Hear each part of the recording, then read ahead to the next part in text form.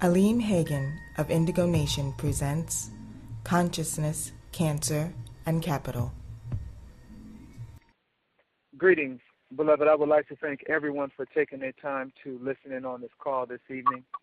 Our subject this evening is consciousness, cancer, and capital.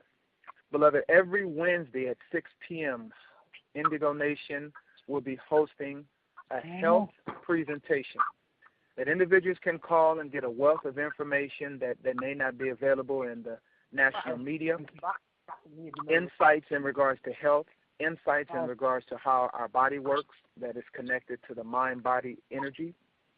Beloved, in September of 2010, Hollywood supported an event entitled Stand Up to Cancer.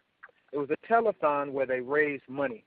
Individuals such as Denzel Washington, George Clooney, Cindy Crawford, Katie Couric, they all was out there speaking and encouraging the American citizens to give money to the American Cancer Society. The reality that whether it is esophageal cancer, whether it is blood cancer, whether there is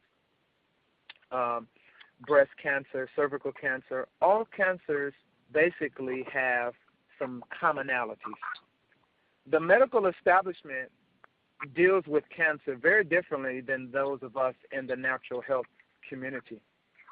Basically, the medical establishment says that there are three ways in which they can deal with cancer. The main treatments are surgery, radiation, and chemotherapy. We're all aware that the effects of radiation and chemotherapy can be devastating. Loss of hair, loss of appetite, nausea, vomiting. Individuals go through a myriad of effects from having this harmful and invasive treatment into their body. With the Hollywood standing up, it gives credence to this particular nonprofit organization. In understanding this particular nonprofit organization and their goals and their objectives, it's absolutely mind-boggling that any individual would be so mean-spirited to collect money when they know that there are a myriad of cures for cancer around the world.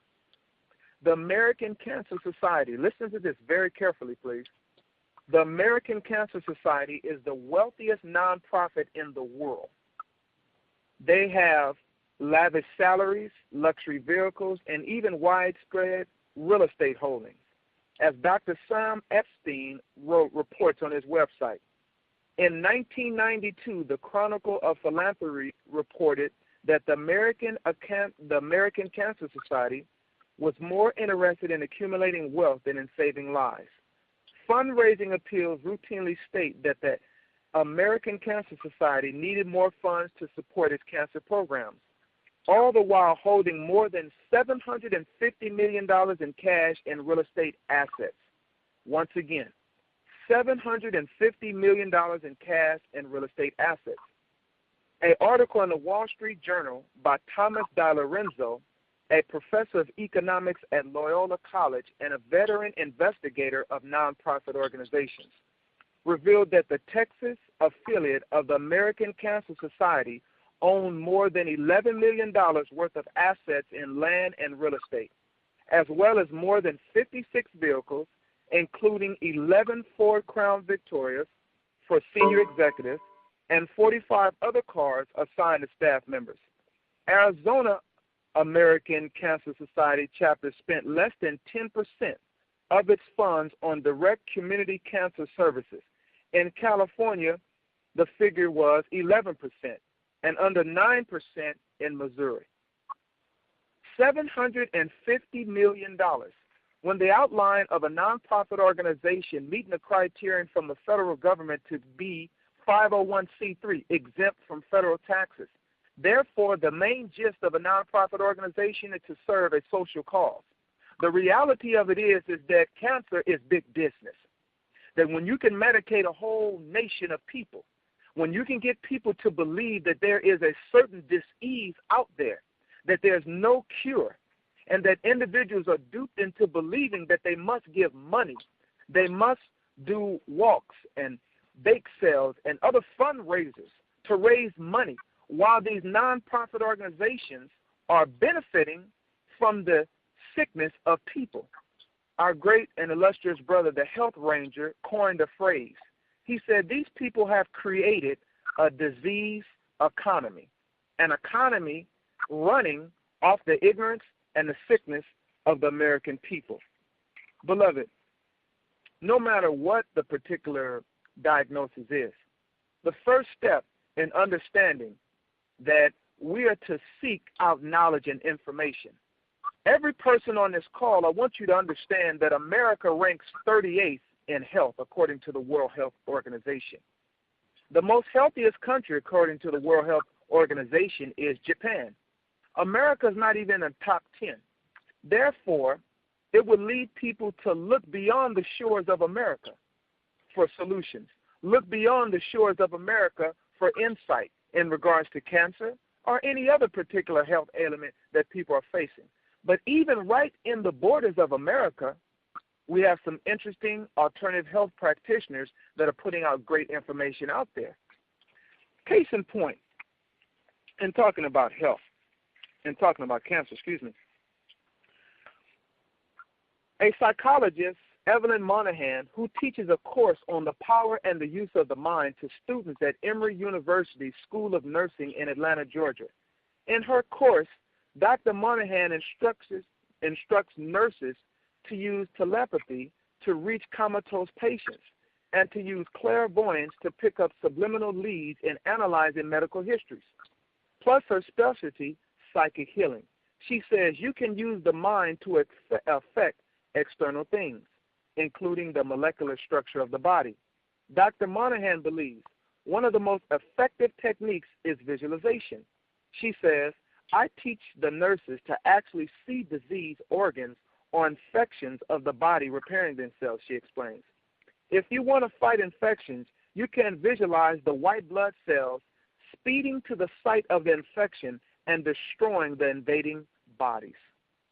Dr. Irving Oyl, author of the book, The Healing Mind, was an early pioneer in the use of visualization, meditations, and affirmation and self-healing.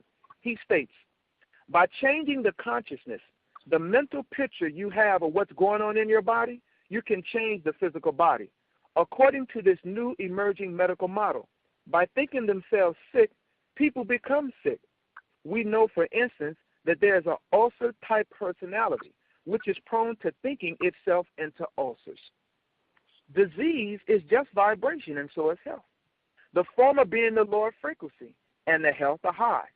All sickness is nothing but a maladjustment of frequencies. And to affect the healing, all we have to do is change the frequency. The individual consciousness of that individual, that particular patient, and the various organs inside of their body, each has their own energy, their own frequency. Since all consciousness, everybody's consciousness, has its degree frequency, spirit within inside of the individual and within every cell of an individual can be consciously contacted and directed through the proper use of the law of vibration. What a wonderful thing to know that we are creators of dis-ease, but we also have the ability to create health. It's within our realm. Beloved, frequencies. Frequencies is a measurable rate of electrical energy that is constant between any 2 points. Every living thing has a frequency, including our brains and our bodies. In 1992, Bruce Tanaho of the Tanaho Technology, a division of Eastern Washington State University, developed a new equipment to measure electrical frequencies in humans and in foods. With this understanding, he was able to put together that electrical frequency is measured in hertz, kilohertz, and megahertz. The average frequency of a healthy human body is between 62 and 78. Frequency of the human body is between 62 and 78, but the upper body being 70 and 78 hertz, and the lower body 62 to 70. Further supported of these particular findings is given by Dr. Robert O. Decker, MD, in his book, The Body Electric, the body electric. Looking through the history books, as I love history, I love to read and I love to